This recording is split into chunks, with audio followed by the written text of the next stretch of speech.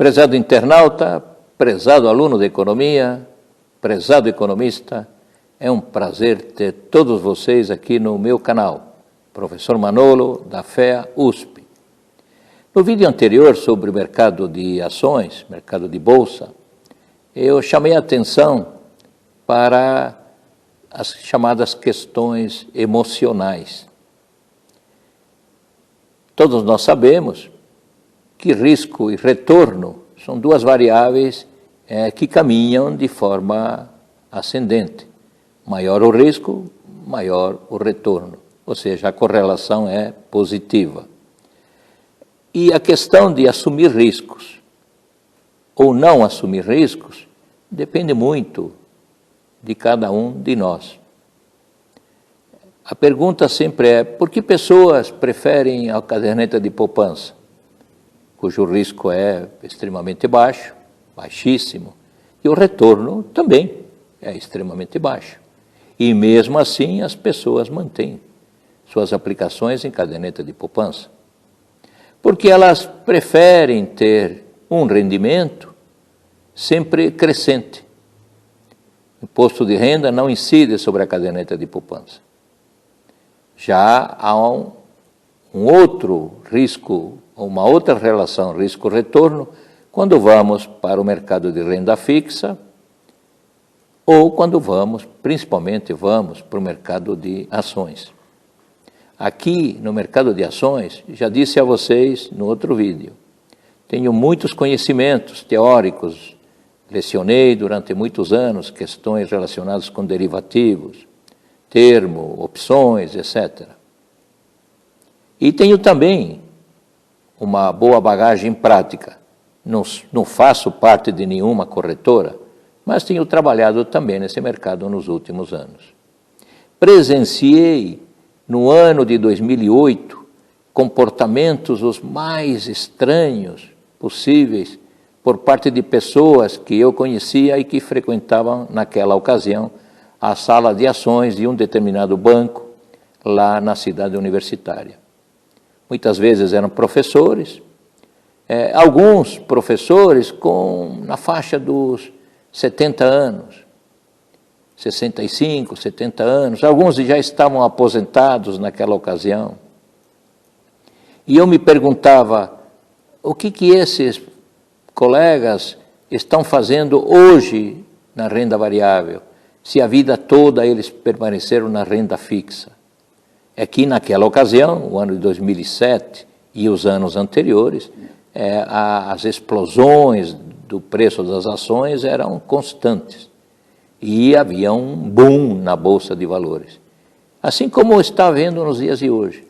E muita gente começava a se questionar, puxa, eu estou perdendo a oportunidade de ganhar muito dinheiro. Mas nem sempre é assim. Alguns colegas que eu vi na sala de ações desse banco entraram no mercado de bolsa sem ter a condição emocional necessária. E qual é a condição emocional necessária? Que você entra aplicando R$100 mil e uma semana depois você tem R$80 mil. Como é que você reage? Se eu digo a você, uma pessoa tem 70 anos ou mais de idade, coloca R$1 milhão e depois de um mês, 2 meses, tem 700 mil, como é que você acha que ele reage? Da pior forma possível. A pessoa não está acostumada a ver o valor do seu patrimônio caindo. Ele ainda não perdeu os R$300 mil, aplicou R$1 milhão e agora tem ali escrito 700 mil. Essa pessoa começa a ficar amargurada, começa a não dormir, o seu dia a dia é o pior possível, começa a ter arritmia, só pensando em quão ruim ele fez essa aplicação. Baseado em que ele fez a aplicação? Ele passa a se perguntar. E lá pelas tantas, num ato de extremo desespero para sair fora dessa situação tão difícil que ele se encontra, ele manda vender. Aí sim. Aí ele vendeu a 700 mil reais e aí sim ele perdeu 300 mil reais. É verdade que aqueles que entraram na Bolsa antes de 2008 e não venderam suas ações, muitas dessas ações só tiveram seus preços recuperados no ano de 2019. Então, foram necessários 7, 8 anos para algumas ações para elas voltarem a se recuperar. Vi também um senhor extremamente agressivo do ponto de vista do mercado de bolsa, porque ele comprava a termo, depois explicarei caso você não saiba o que são aplicações a termo, ele comprava a termo, Petrobras e Vale, por exemplo, quando elas caíam, quando o preço dessas duas ações caíam, ele comprava mais ações a termo, na esperança de que logo, logo o preço retornaria ao padrão anterior. Não ocorreu. E logo depois do 15 de setembro de 2008, com a quebra do banco norte-americano Lehman Brothers, a Bolsa Mundial e a Bolsa de São Paulo desabou, e eu vi este senhor, em 3 meses, perder 2,5 milhões de reais. 2,5 milhões de reais. É uma quantia que esse senhor guardou a vida inteira, mas por um excesso de agressividade no mercado, de confiança própria e não no mercado, achando que ele era superior ao mercado, ele não percebeu que iria ficar arruinado. A corretora bloqueou todos os bens que ele tinha, ele pagou todos os valores que ele tinha com a própria carteira, teve que vender outros bens imóveis e deu pena, digamos assim, de ver uma pessoa dilapidar o patrimônio em 3 meses na Bolsa de Valores.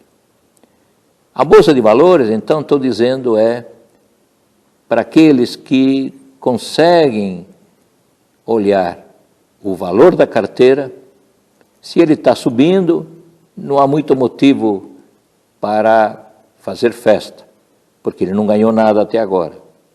Se ele está caindo, também não é motivo para tristeza, porque também não vendeu.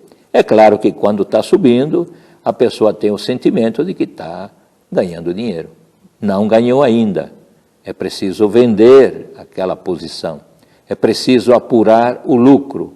É preciso ver se houve ganho naquela determinada ação. E sabemos, e você deve estar sabendo, que paga-se 15% sobre o lucro quando você vende acima de 20 mil reais por mês. Tem que apurar lucro e pagar o imposto de renda. Então, o mercado de bolsa, resumindo, é um mercado para poucos.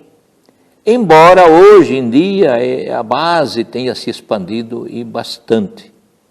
Mas é para poucos, no sentido de que são poucos os que têm condições emocionais para aguentar os sobes e desces desse mercado.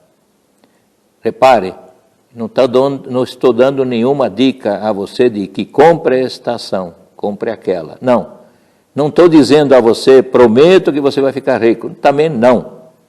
O que eu estou dizendo a você, veja a tua idade. Veja o que você acumulou.